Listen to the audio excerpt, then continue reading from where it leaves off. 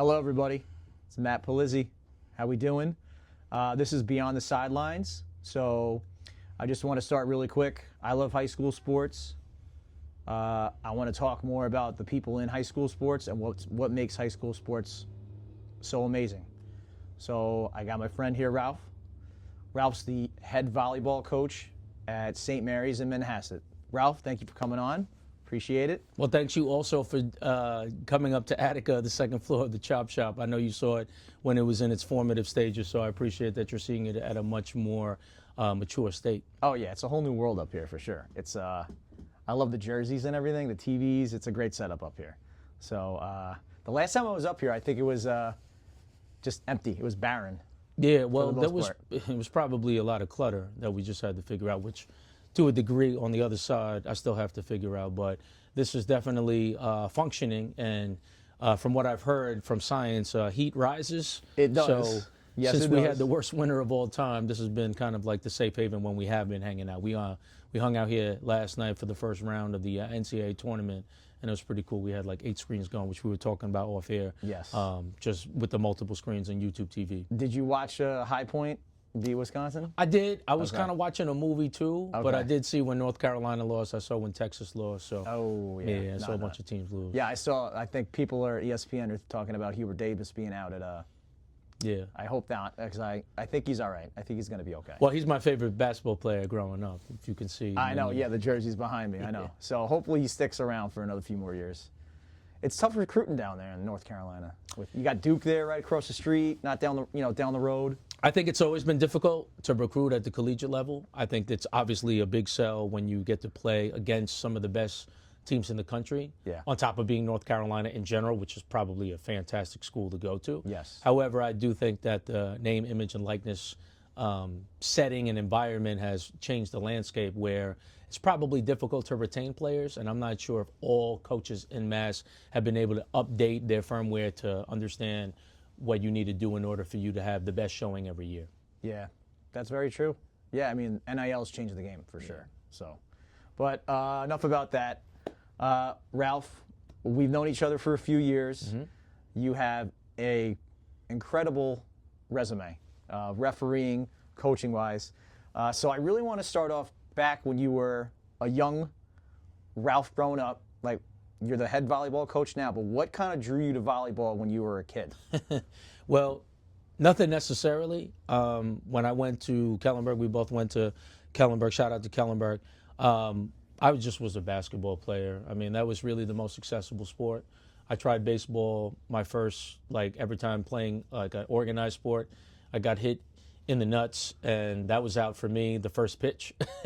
And I also found that they had a lot of diminishing returns. So, for instance, let's say you play with your friend stickball and you only had one ball, it would go. I remember the first time I tried to play tennis with one of my friends. Yeah. I hit it over the fence and realized that it's not like Wimbledon where somebody's shagging your ball, right? So I always thought that basketball was great because you could play 1-on-1, 2-on-2, 3-on-3, 4-on-4, 5-on-5 in your backyard.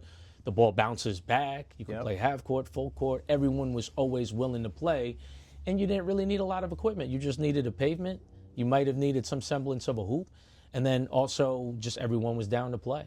So that was always my thing to do. And then when I finally got into high school, I went to Kellenberg 7th and 8th grade, which I did play basketball. Yeah. I started doing track, but I had this super anxiety always. I guess because everyone was wearing the shorts. Yep, it's like 40 degrees. Yep. You got your goosebumps. You see other people stretching, and I don't even know that stretch. Nope. Yeah, and then you might get your ass handed to you during the competition. So I just never liked the feeling before a 200-meter race or a 400-meter race, like the anxiety that I felt. So as fate would have it, my English teacher, shout out to Coach Vaughn, she saw me play basketball at homeroom night, and she was like, "You ever thought about playing volleyball?" And I think at the time I thought of it more of like a effeminate sport, not anything that I was interested. But at the time, the boys team had a lot of success, so she wasn't even the coach. I tried out for the team. I made it my sophomore year. So that's kind of how I got into volleyball. And that particular year, we were down 2-1. No, matter of fact, we were down 2-0 in in the league championship game. And remember, I'm in 10th grade. I have no idea what's going on. All these dudes were taking it so serious, and I knew nothing about it. But it's one of those things where I like to use this metaphor. When you have kind of like a really clean house and you're visiting somebody as a guest, you don't want to be the person to like leave crumbs or leave any debris. Yeah. So all these dudes, they had a lot of personal pride in like winning, which is kind of like, you know, you learn, you basically graft your experience from them, and then you end up becoming that. And then became a leader. I ended up winning my senior year. And then just to talk about the coaching component or how I got into volleyball, that's how I got into volleyball. I won 2 championships, and then I went to Hofstra University, not for any good reason other than following a girl, right? So that was kind of like a fork in the road. And literally the only reason why I started coaching was because I just wanted some Jordans, and I didn't know how to get money. Like I never really had a real job. So I went into the AD's office. I was wondering if I could just help the team that I was just on. And I never knew it would get to where it became, because that wasn't my intention. So it's kind of like weird to think that just from that little like fork in the road moment of saying, I want some Jordans that are coming out on Saturday. Oh, I got a good idea. I could just coach with all my boys. I'll make my money pretty easy that way. That was it. And it's fun. Yeah. It was fun too. Fun. Yeah, man. no. So did you have like a moment where you realized this is like kind of work, you know, this is kind of more than I thought it was in terms of coaching volleyball? Do you ever have that, like, this is kind of a tough adjustment to kind of go through being a player to kind of now seeing the other side of the game and kind of like, you know, managing that? How did you feel? What were your thoughts? So I think you could probably attest to this, because how long you been a teacher now? Like 10 years? 10 years in the city, yeah. Okay, 10 years, but then you went to schooling, and then Right. you remember in the beginning when you're like 23, 24, and you're like talking to people that they're a lot younger than you, but they really aren't that younger than you. I had a more extreme experience with that in volleyball because I just graduated, and then the turn was my freshman year of me going to Hofstra. Those were like my teammates. So I didn't have any separation, and I wasn't really like an authority figure. It was just more like I'm still around even though I'm not on the team. And I think that was weird, the transition of like being on the team but not like going out there and knowing like I could just do this myself. You got to like separate that. And then as time goes on, they stay the same age. You get 1 year older. Exactly. Stay the same age. You get 1 year older. That was the same thing with me. And then it separates. So I'd say like by the time I was 30 years old, it was like, all right, they're kids. Exactly. Yes. They're really kids. Yeah, right. All right. And then now it's like, yeah, they're kids. And now, you know, obviously it's just a little different when you are the head coach as well. That's also another component of it. Yes, absolutely. I had the same experience too. So when I went to Hofstra too, you know that already. But I like hung around a day or two around football for like my freshman year, whatever I can come around. And then it was the same thing. The year, I was like, I still don't know these kids. And then another year, all right, I know some of these kids. Another year goes by. So it just, exactly. I kind of felt like once I got in my mid-20s, I kind of felt the same way that you did. Yeah, So, and I think it just happens. But the thing is, and I'll always implore this to people that are trying to get into the coaching profession, just know it's an avocation except for a select few. Some people really make money off of this, but for the most part, if you are an assistant coach or a head coach, you're not going to break the bank. It's not something that you can kind of just do as a career unless you're at the Division I level and you're recruiting, and it's much more of a time-consuming situation. Oh yeah. What I do like about high school sports and just coaching at the high school level and the scholastic level under, you know, doing middle school, elementary school, JV, high school, is that you get to just kind of be on the ground and you can see how much kids develop and how much it's meaningful. But, you know, it's also deeply attached to the life. And what I do like about it, as opposed to like making it your full-time job, it's one small slice of time. So I'll give you an example. At least for my season, for the most part, as we talked about previously, like I'm also an official and I officiate multiple sports, which is like a completely another life. But then when I coach, it's very short. It's like 10 weeks, 8 weeks, but it's very intense, you know, I kind of like leave everything else. I don't know how I'd feel about that if it was 365 days and 52 weeks of doing that. and it was at the high school level. So what I do like about it, it's short and intense, but at the same time, there's a beginning, middle, and end. Then after that, I'm free to go back in my life. Right. And to the point where it's balanced enough that I've officiated so much, now I'm ready to go back to coaching. And then when I'm doing coaching towards the end, I'm ready to get into reffing. So it's a nice cycle, I think. It's a good balance for me.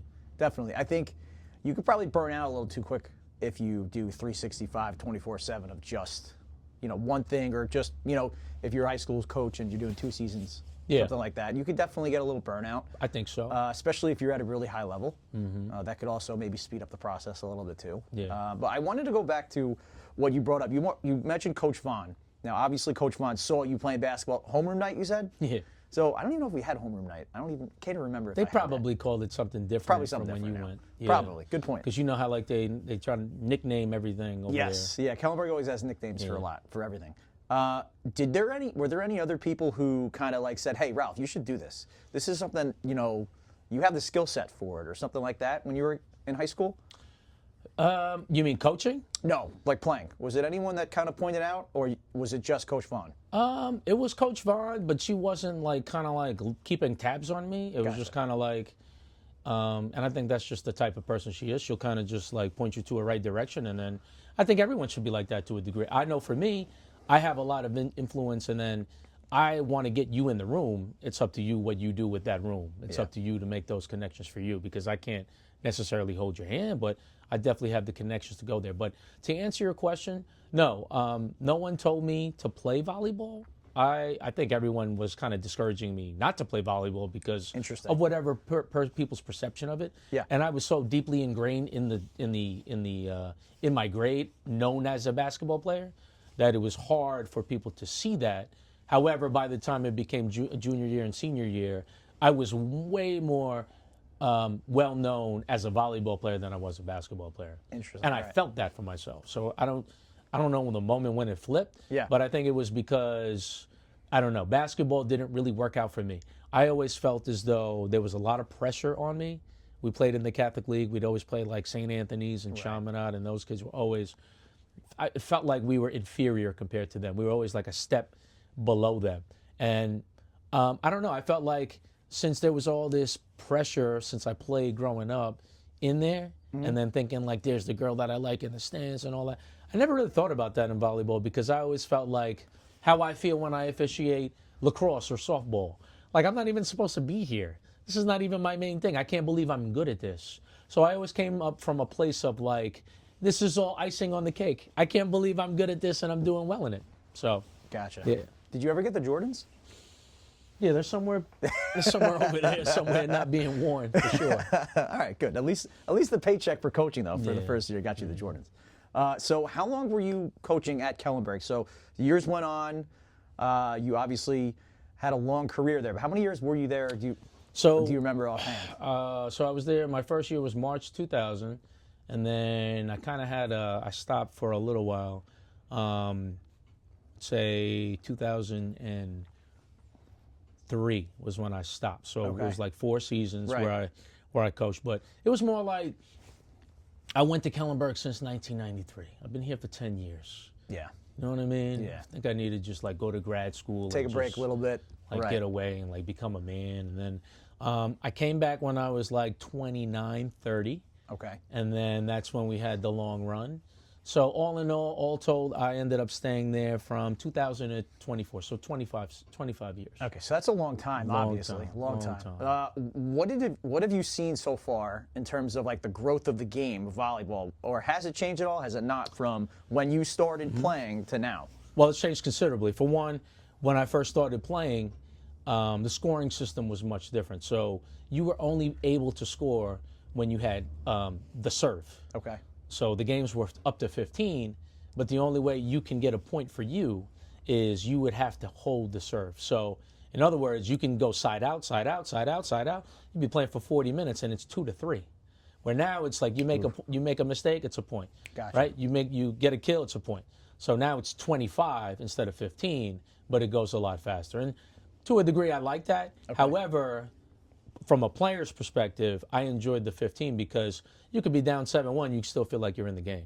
You can make it money. Right. Right? But if you're down, 20-3, That's a problem. You basically have to be mistake free the whole game in order for you to even have a chance. But here it's like, oh, we got the serve, we can do it. It's like a extra added cushion that you feel. Okay. You know, they've also have changed the rules recently, ever since I've been a head coach, where carrying is not the same, and that's definitely changed the game. And it remains to be seen if it's in a good way or bad way. However, they only changed it because they mirrored the NCAA rules, and it trickles down to the high school level. Okay. Which kind of promotes people not having good skill, but at the same time, I still think you need a good skilled person to set the ball. So it remains to be seen to me if it's advantageous, because now you can get lower skilled players to play, but I'm not sure. So those are like the key changes. Okay. And then just aside from, I think, the evolution of kids too, right? So I think from our era, which I'm a little bit older than you, we didn't grow up with the internet in that way, where even though I had internet my juniors and senior year, it wasn't like the end all be all. It wasn't like the same direct communication that you would have. So I think front facing communication is different. I also think during our era, I mean, we were left to fend for ourselves. Our parents had work and you're taking the bus and that's that. You're not worried. But now it's like, as you can see, if you go to any school, everyone is individually getting picked up, right? Yeah. Which also means that your interaction with parents are a lot different. The way you talk to kids are different, because everything is so much more highly sensitized and so much more scrutinized that you kind of have to always feel as though you're being recorded. And that's a big change in terms of like how you need to conduct yourself the whole time. So that's been a change, I think. Have you noticed any other changes in terms of like strategy-wise, in terms of how you approach the game and how you're game planning for certain opponents with all those changes, with the different scoring and then skill set of kids and anything like that? So like I said, I think that I've been coaching long enough and have adapted and evolved so much for myself that I think I've grown with it and know what to do. I think every year always presents a new challenge, depending on the chemistry of the kids, the addition, the subtraction, who's good, who's not good. Yeah. But I guess to answer your question, I think you should just always be malleable to whatever the situation is. That's a hard question to answer, but I will say it always presents challenge, because you might have the best kid, but his parents are way more involved. Or what if you have a kid that's despondent, but is really good? Or what if you have a kid that's not doing well academically, but is the best person on your team?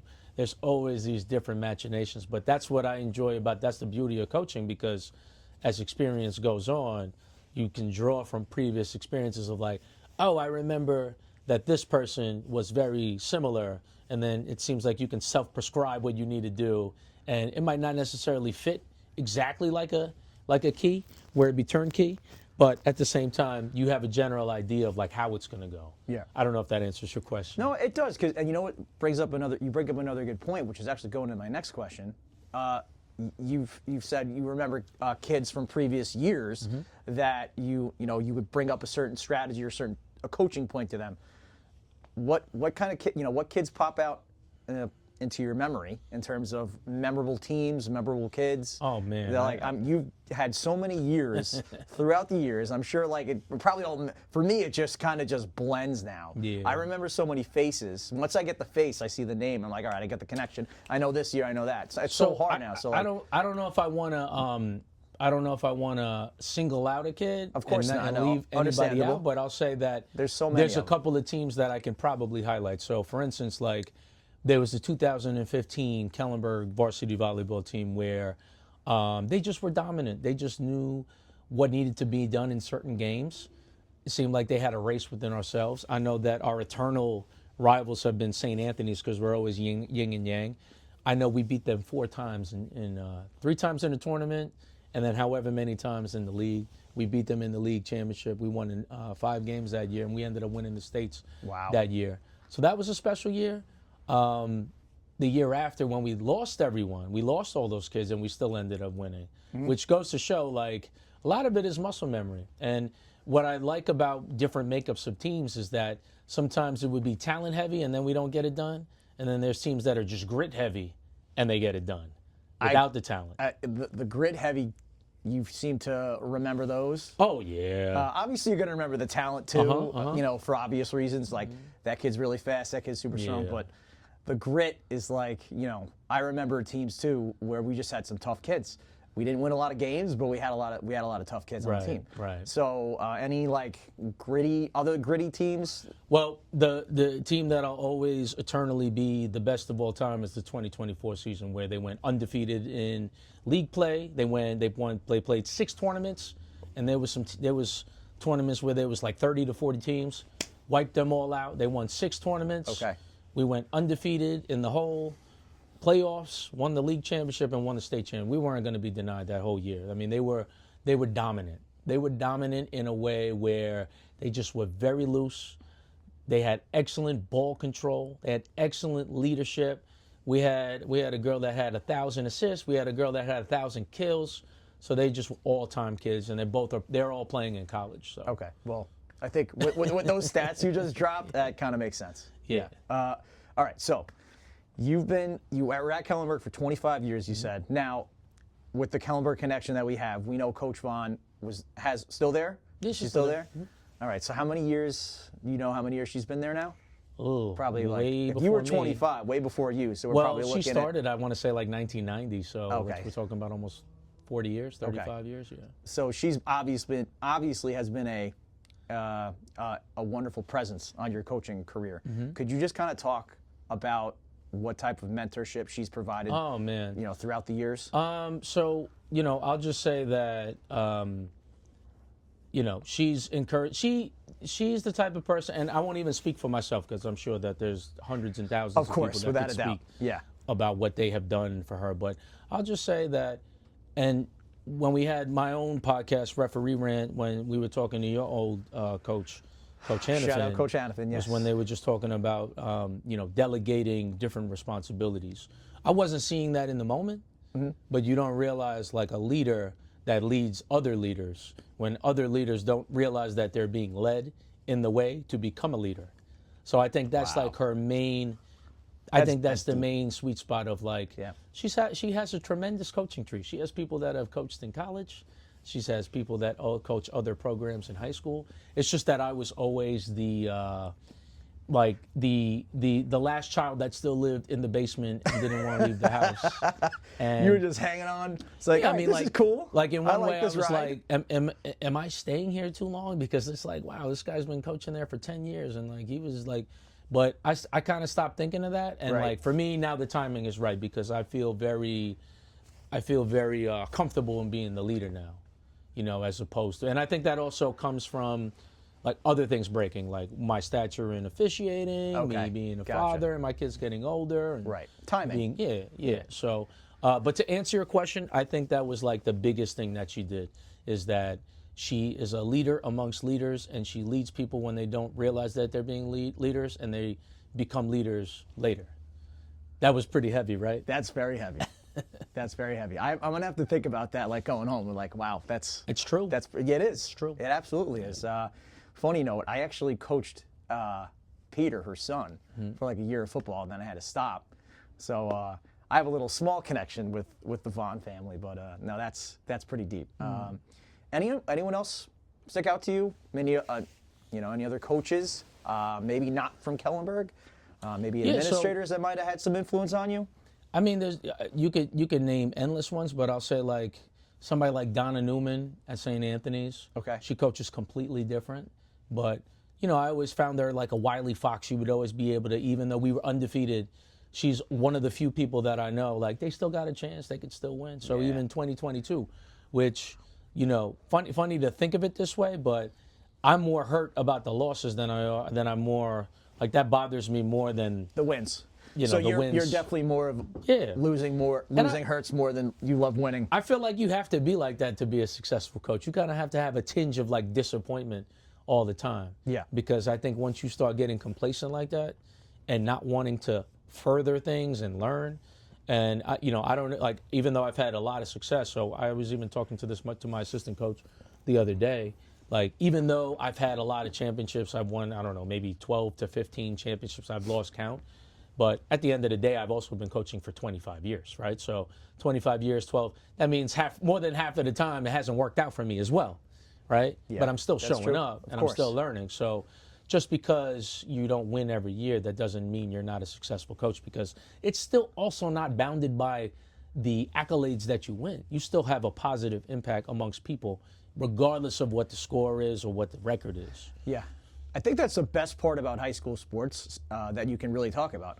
You know, obviously you're going to have a champion, you know, county, conference, league, whatever it is, but the development of kids is really why you're there.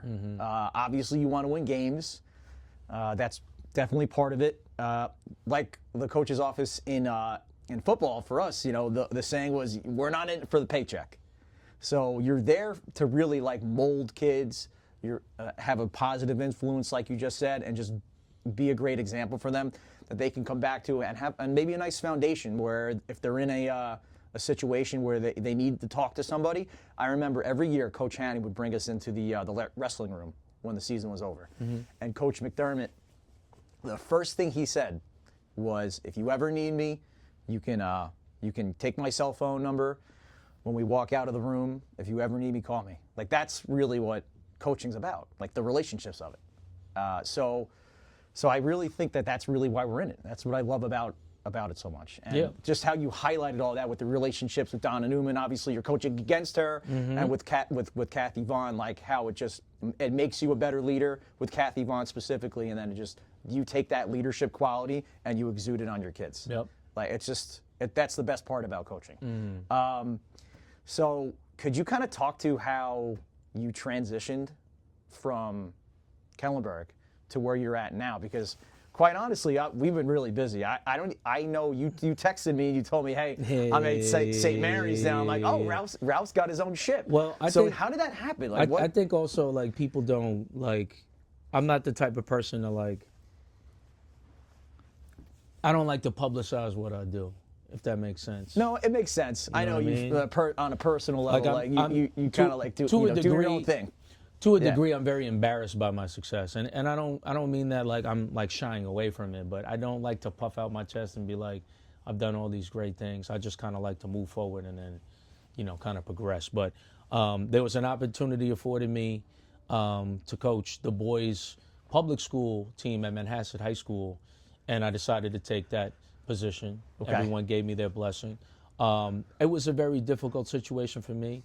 Not because anything controversial happened, but just more so like, I'm from the Catholic school. I coach girls. I'm not used to kids that are not really focused on the mission at hand of winning and doing those philosophies. So it was just hard to imprint my philosophies.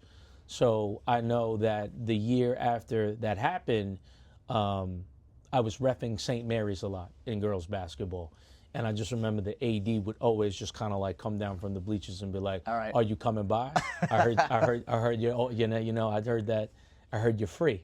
What do you think? And I'm like, oh, I'm at Manhasset. I don't know. I want to see how that goes. And then it's like every successive game, he was laying it on thicker and thicker and thicker. And then their final game, and this is like the blessing that I have, and I guess I'll toot my own horn for once. We won the state championship at Kellenberg. Okay. And the final game I had for my basketball season that year was the AA state championship, and St. Mary's was playing. So this is like the final game. This is for all the marbles. We're at Fordham University, and the AD comes down and says, like, all right, this is the last game. I know you don't have any more after this, so let's set up a time to come to the office. And you know, I had that gravitational pull, and I think we all have it when we're associated with Kellenberg. We all call it the Kool-Aid. But I just felt as though I wanted to have a new identity. I wanted to have it on my shoulders to like start my own thing from scratch. Definitely hurt when we played Kellenberg. You know what I mean? Awkward in the beginning. Oh, and it's still going to be awkward for a while. But, you know, I do find solace that I feel like I'm doing the right thing for my own development. And it's a little bit deeper than, you know, being associated with something that you've ever known. And I really thought of, you know, just kind of like perusing, watching other people play, coach sports, right? Like, so you got, I don't know, think of anyone, Bobby Knight. He went from Indiana to Texas Tech. Yeah. We could keep going on and on and on of like people that, Bill Belichick, he was the defensive coordinator for however many years on the Giants. and he had his own success in New England. Yes. I don't know what's happening in North Carolina. But what I'm trying to say is that normally, when you have a normal coaching career, you do bounce around a little bit, right? I didn't bounce around at all. But I think for me, I just want to develop a culture, and I want to see that all the things that I've learned previously is really a thing that can win. And to me, I also look at it as like I'm in the conference with all the blue bloods, right? Like I'm in the building, I'm in the room. It's what I do with the room that's going to matter to me. And it might not be this year, might not be in 5 years. Because I think about it in the totality of time, my first time I won a league championship on the girls' side was like 12 seasons. So I was going to take some time. I got to give myself some grace. It's just that I've experienced too much that it's hard for me because I know what it feels like and I know what we need to do tangibly. But I'm in a whole different school with a whole different Totally different environment. group of people. Yeah. That I gotta crack the code. I just gotta be there long enough for the safe to open. You know? It's also the malleable thing too, like you talked about strategy-wise, in terms of like how you have to be malleable from learning different strategies in volleyball. Mm-hmm. You kind of have to take that and apply that to like learning new relationships with kids and how these kids react to coaching. Yeah. You know, Yeah. it's kind of the same thing. It's just used in a different way. Right, and then also just the head coaching component. I know for me and you, we've always been like eternal assistant coaches where at the end of the day, I care, and at the end of the day, I do put in a lot of time into it, but I'm not the one that's making the final decision. I'm not the one that's has the whole umbrella, and I have to look at the forest and the trees and the branches and the, right? Because I'm still at the point where I still got to be able to have my imprint on all that until I start building up leaders and then do the same thing It almost runs itself. that was once done to me. Yeah. Right? You feel like it kind of runs itself a little bit once you get to that point where Absolutely, you're kind of absolutely. But I do think that if you start something new, it's on you to stabilize it. You have to do double, triple the work in order for you to get that over the hump. Okay. Now you did St. Mary's. Sorry, not St. Mary's. Manhasset boys. How many years were you there for? Just 1 year. Yeah. Okay, so then after that, you talked to the AD at St. Mary's. I don't know if I talked to him more so than he talked to me. He talked to you. And Okay, right. It's like we're not taking no for an answer. So he's just like, all right, you're our guy. Take the program. Yep. How did it start out? What was kind of that adjustment? Now you go from coaching girls, then you go to boys Manhasset. Now you're at St. Mary's with girls. Yeah. So, Okay, so now how does that? Technically, I run the whole program. So you got there is everything. boys, Okay. but there isn't the same enthusiasm and participation. So right now, I'm just not coaching because there's not enough boys to coach. Okay. It's open if the opportunity presents itself, but that's why I like to have a lot of ducks in a row, and that's why I'm doing lacrosse and softball officiating. But to answer your question, how is it going? It's going. That's one. I think the girls were kind of shell-shocked because they were kind of used to, like, playing Kellenberg and losing in 30 minutes, right? And I told them that's not acceptable. You've already defeated attitude, and we're not even talking about sports. We're talking on a psychological level. Yeah. So I think that's something that they have to unlearn. So unfortunately, if you talk about the seniors, they've kind of already been developed in a way where they have already been decided of what they think the outcome is going to be, which is fine. I completely get that. But however, I got a bunch of freshmen and sophomores that are buying in. It's just that they're not ready to compete with them yet. Now it's upon me. It's my onerous task in order for me to get them in a position to be at least competitive. I still don't think I'm going to win the championship next year, but at the very least, if I can show a good showing, like if we got swept, but the scores were 25-20, 25-21, 25-23, then I'll feel good. And it's not to say that I'm lowering my expectations, right? I just know how this all plays part.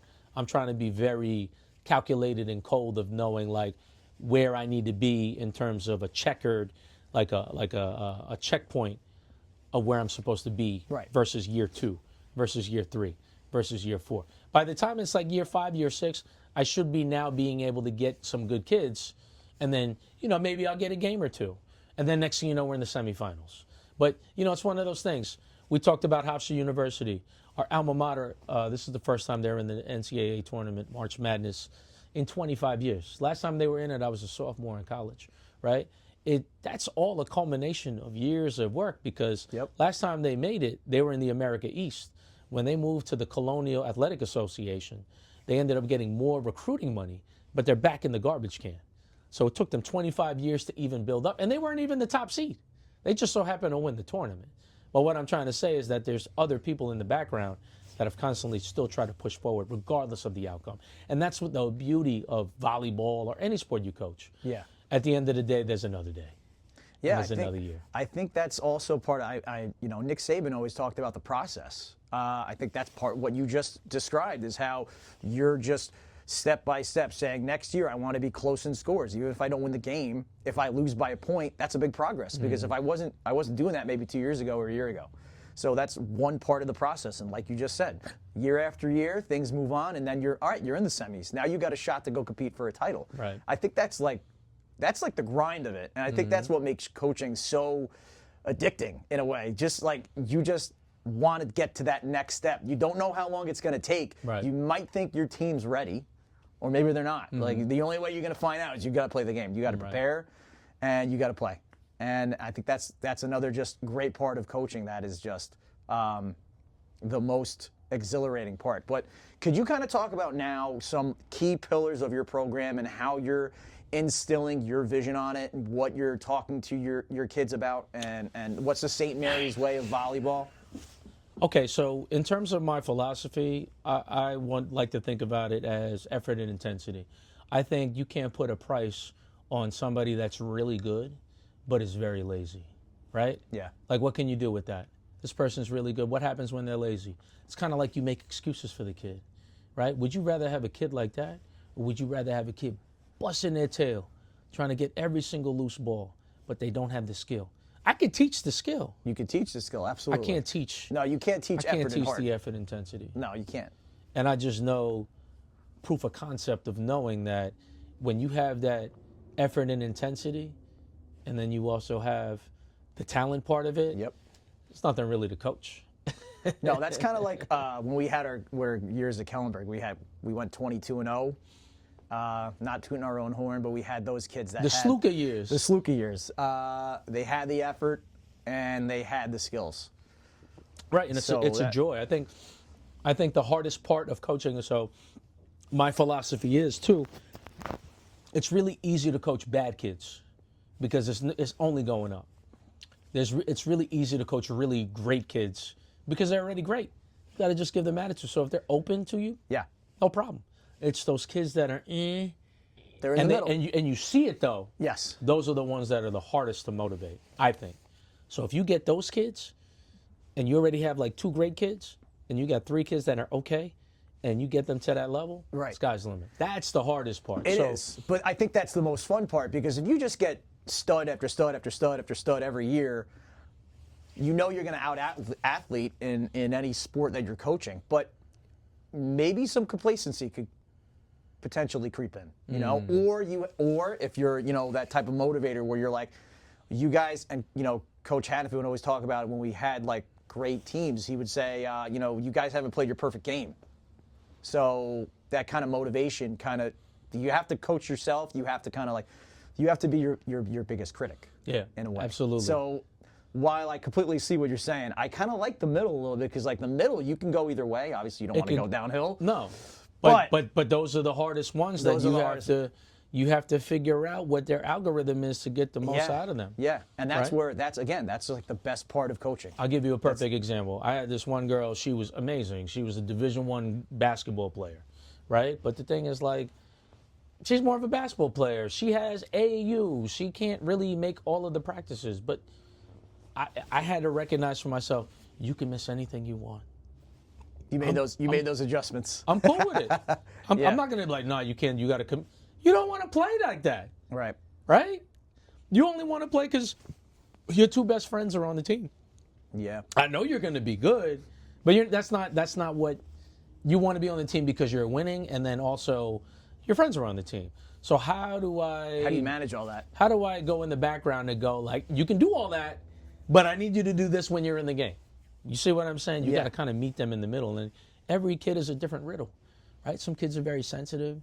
Some people want to be pushed hard.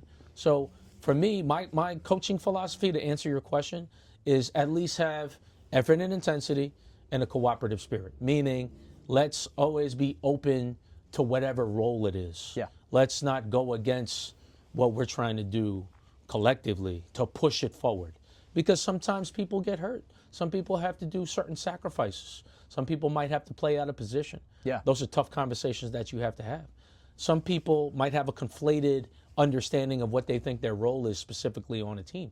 Those are also difficult conversations. So as long as you have a cooperative spirit and understanding that it's bigger than that, and trust me, if you want to play an individualized sport, tennis is very similar to volleyball, and it could be by yourself.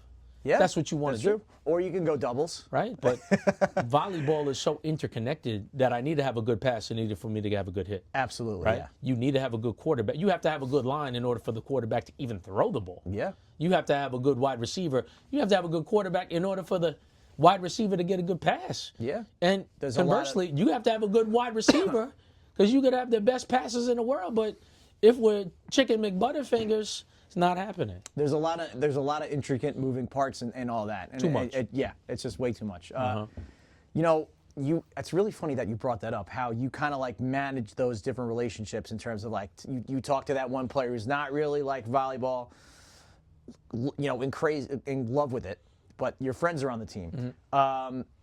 When do you know you have to go that route? Is there something that just says like, all right, this is the direction I have to go, or is it just like kind of like spur of the moment? So this always stuck with me, and this is kind of how I always think about it. But when I was like 27 years old, I read this whole book on like writing screenplays. Not that I was trying to write a screenplay.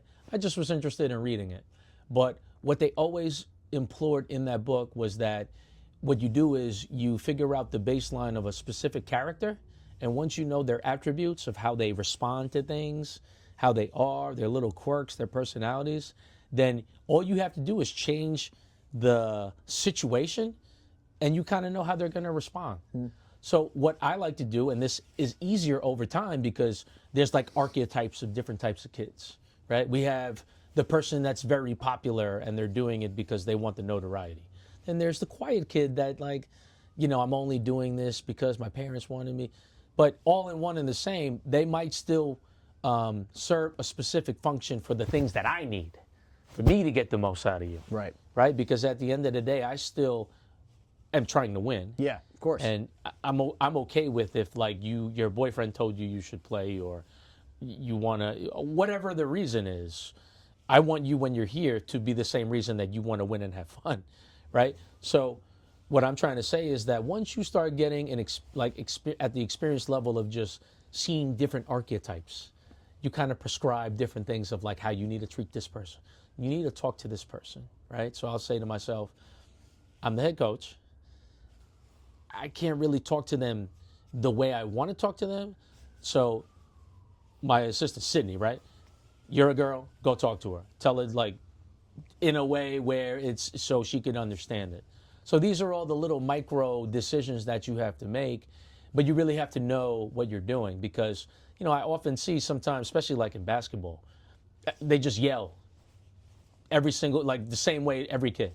Every kid's not going to respond. No, they're not going to respond to that. No, and you got to know that. You could keep bearing down on them all you want, but who is that helping? That just sounds like you're a cry for it's not working out for you. And I don't know if that's the best way to coach. And I'm only saying that because I've seen it too many times. I've always seen the coaches that are very like empathetic, sympathetic, firm when they have to be, and just like kind of understanding that, you know, I'm really of the belief, especially like in my position in a lot of things, like it's okay to be a gentle leader. You don't have to like be the top person and then feel like now I have to yell. Right. Now that to me is nonsense. It's all about influence. It's all about what you can do, what kind of impact you can have with your words. So, you know, I hold that very dear, that everyone has to have their own prescription. And that only comes with time of like experiencing it, you know? Mm-hmm. I don't know if that answered your question. No, I think it did. Listen, I appreciate you coming on and giving us your time. You have volleyball. Mm-hmm. Do you ever think about like, you have your reffing career with lacrosse, softball, baseball, basketball. You ever think of like trying coaching other sports? Or do you just want to stick with volleyball right now? So I think about going back to that 2024 season when we were undefeated. Yeah. I was still stressed. Yeah. So I can't even imagine coaching like not win. Well, now I can imagine what it's like to not win, but I can't imagine to have to learn everything from a sport and not do well. So, for instance, like basketball, which I have tried when I was younger. When I first started coaching volleyball, I was also in parallel, in concert, coaching basketball. I just felt like I wasn't being myself. I was yelling. I didn't know what to do with substitution patterns, right? And I just felt like so emotionally attached. And sometimes you feel like the only way you can communicate is just yell across the gym and be like, what are we doing? I Go know. back, get back, get back. It's frustrating. I don't Right. know. I don't know. And I think that's why I like reffing, because now I'm devoid of that emotional part. Now, I'm emotional in a sense of like the camaraderie of other refs and like doing good games and all of that and being good. But I don't have that same emotional pull. I don't know if I can get like emotional about coaching basketball, because it just seems like it's just too difficult. I'm just saying emotionally for me. Right. Just what I'm seeing from afar. And honestly, that would be the only sport that I feel like I'd be comfortable and proficient at. Other sports, I'm going to just stick with the reffing. Okay. Yeah, I'm just going to stick with the ref. And volleyball is my thing. And I think I have the perfect balance, right? First season of school sports, I coach volleyball. Then I have a long, winding basketball. You do. Yeah. And then I have a little short, I don't care about house money. And then summer, I'm kind of just doing a bunch of things, flag football, basketball, and then I'm back to it, back in August. Yeah, man. So you've had I know I kind of touched on this a little bit, but I want to wrap things up pretty quick. But do you have like any off the court, we're talking, volleyball specific, do you have any off the court memorable moments that you just kind of like, that always just kind of, you're sitting at home on one day with your kids watching a movie and it's like, oh, I remember when this happened. Something comes up randomly out of nowhere. Like what kind of just brings you back to those moments? So nothing randomly comes out in the moments, because I've been very meticulous in like going to the paper the next day after we win like a league championship and cutting it up and laminating it. So I'm very big, if like we look at the Chop Shop, I'm very big on visual cues of like positive reinforcement. So even though I might not talk about it outwardly, I know inwardly, because this is a safe space where like I just only hang out amongst my intimate friends, I always have like gentle reminders of like what we did. But there's also a fine balance between like, self-reflecting and feeling positive about the things that you've already accomplished. But then there's another thing of like, not even looking at the future, just staying present in what you're doing. I think that's like the biggest ingredient to my success. Not holding out too long of like, oh, I can't believe that I did this, because that's over. It's done. That's It's in the past. It's done. You're not even. Yeah. And that's why I feel like I have a unique approach to success, because like I love it. I love success, the pursuit of it, of achieving something, of getting like a physical memento saying that you were the best at this moment in time. But I can also square away with that's over with. Right. That's a fleeting moment. Those people are never going to be. And I need to move on and I need to improve. So for me, it's always a constant thought of like improving. And I think those little reminders always make me go, wow, that we did that, but I need to do more. I need to do more. So I'm always like in a perpetual state of like, I could be better. I can improve more. Okay, so you can be better, you can improve more, you want to stay in the present. It's kind of funny because when the U.S. men's hockey team, they won the Olympics last month, they said that like this group will never be together again after this point when they were in the locker room celebrating. And it's like that point, that saying just goes right back to what you said of being present. So it's like that 2024 Kellenberg girls volleyball team. That's the only time that they get that. That's it. It's done. They're done. They're finished. They're definitely done. So all those kids don't play on the team anymore. Right. So your focus is just staying present as best as you possibly can. Yeah, I mean, look, and to just me, improving. At the end of the day, that's over with for me. Yeah. You know what I mean? And not to say, I'm not saying it in a offensive way. I'm just saying, of course not. What am I gonna lean on that? Like, am I gonna be Elvis singing the same songs in Vegas for the rest of my life? No, it's a big part of my life. Right. It's something that I'm truly, truly proud of. But it's about to be 2026, 2027. That got nothing to do with me no more. Right. So what do you see as the future for you now? Like, I know you want to stay in the present, but do you see yourself staying at St.Mary's for a while? Do you see that this is a place where you can be for the foreseeable future? Yeah, listen, I appreciate, albeit it's a different type of resources than I was accustomed to at Kellenberg. Obviously, Kellenberg is a juggernaut in general of the school. St. Mary's is a little different. It's not it doesn't have the same enrollment. It doesn't attract the same type of kids. However, they do have a proof of concept that the basketball team just won the state championship. So it is possible to have a little part of that school be successful. So hearing what I'm saying, I'm trying to work hand in hand with the coach and say, like, let me get these kids for volleyball. Yeah. The problem is right now they haven't thought about it.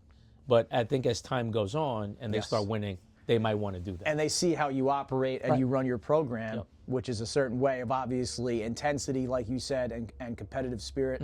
Like that's key. I think those two components can really tie in and really help out both programs. I think that's the thing that really like a lot of people don't really realize with high school coaching is like you're sharing athletes to a degree. Maybe not so much with volleyball and basketball. Maybe it depends on your school setting and what your enrollment's like, but it's a really interesting facet of high school sports that doesn't really get brought up or talked about. How, maybe they play soccer and maybe they're a basketball kid in the winter, or maybe they do wrestling because maybe a soccer kid wants to get stronger, or maybe that's totally not it. Maybe they play football and they wrestle and they play lacrosse. So they're busy and they're going back and forth to. Football practice is ending. Now they got to start wrestling, but we're in the playoffs for football, so they're going to miss wrestling. And then, it just kind of like, it's like a domino effect. And that's something that's like just always has been so interesting to me. And I wonder if you ever have like any situations that kind of like you have to manage with athlete sharing. For one, I'm a true believer that, kids should be able to experiment different things, and I shouldn't feel like I have some sort of possession over somebody that they play volleyball. Now, if it's their bread and butter sport, that's not something that I have to have a conversation with because they are already giving me their loyalty, per se. But, however, how could I not understand when I personally get pulled in different directions? Right. I umpire softball, I do lacrosse, I do flag football, I do basketball. So I'm also getting pulled in different directions. I don't think it would be genuine for me to be like, no, I only want you for volleyball and you can't do anything, because that's not what my being is. My being is being able to experience all those things, because I truly feel like when you're well-rounded and you have all those different experiences, you can lean on it, right? Yeah. So even though, I might have one kid where they play one season for me and it's not their sport, they've never played before, but they got exposed to all these great kids, that might be a memory that they lean on 20 years from now. So that to me is important. I never think of it as like sharing. Now, other coaches might feel differently, right? But that also comes with their implicit biases of different situations, right? So, for instance, let's say you have a kid playing, soccer, but now he wants to play football. I mean, if you're from Brazil and you play soccer, you're going to be like, why does he want to play football? That's like stupid. You don't know, right? But what I'm saying for me is that I'm just used to going, you know what? I got a ref at 7:30. If my assistants can just finish the last 10 minutes of practice so I can go, why would I hate on another kid that's like that? I feel like you need and it's not to say to let them do whatever they want, right? But if it's something worthwhile that it's still moving in the right direction, in a positive direction for an athlete, I'm all for it. Yeah, I think there are definitely positives to it. I think athletically, you're getting different footwork drills with basketball than you are for football. So and I also think it's terrible, in another way, where a kid only focuses on one sport. Like, that's got to be tough. Like, what if you? I'm not even gonna say what if. I just think that it's just difficult to be like, I just want to play one sport. Why would you do that? Like, why wouldn't you? Like, I just love it when you hear, like, a professional basketball player say, oh, they were a state championship in football. And you see Allen Iverson just like running through everyone in football. You're like, I didn't even know he played football. Yeah, well, matter of fact, he probably would have been a top running back in the NFL if he didn't play basketball. I love to hear those stories. I know. Yeah, it's great. I remember the clips of like when Allen Iverson was in the NBA. They had his old high school clips of him like just killing it on the football field. He was next level. Yeah. He was next level anything you do. He was. But Ralph, I really appreciate you coming on and giving some time. But do you have any closing, remarks or statements that you want to No, leave us with? So just I know that you reached out to me about like starting a podcast. Best of luck to you. I know that Appreciate this is it. like Thank a you. nice journey. I think you got a good thing going on here. I'm interested to hear other coaches and speaking to them and just Yeah. hearing all the different things that I can learn. One thing that I'll just say for you is that just like this podcasting thing which you're starting, the first thing is to just take the first step. You definitely can't get to the top if you don't take the first step, right? So you're already Absolutely. taking the Yeah. first step. And just know that life is just one big learning process. I'm excited to just see what guests you can attain and the wisdom that they have in their specific sports and their respective ideals and understandings of different philosophies. And hopefully I can accrue with that. One thing that I'll say about, just being successful in anything you do is just always being a learning state, right? No matter how many championships I've reffed, no matter how many championships I've won as a coach, I still want to learn. I guess, never going to end. It never will stop. And I don't think that'll ever stop to the day in my life. And I also find you the same. So thank you for your time. I appreciate it. I'm interested to see where this goes for you. Me too. Yeah. Listen, I'm very excited. If you happen to come across this and see this, thank you for taking the time out to listen and watch. If you want to maybe when we get to the point where we're kind of talking about it more so out loud on different avenues, if there's anyone out there who wants to talk about certain coaches that might want to be coming on to talk and just give us some time, give us your story, please, don't hesitate to come out and let us know. Thank you so much. And Ralph, it was great. Thank you. Take care.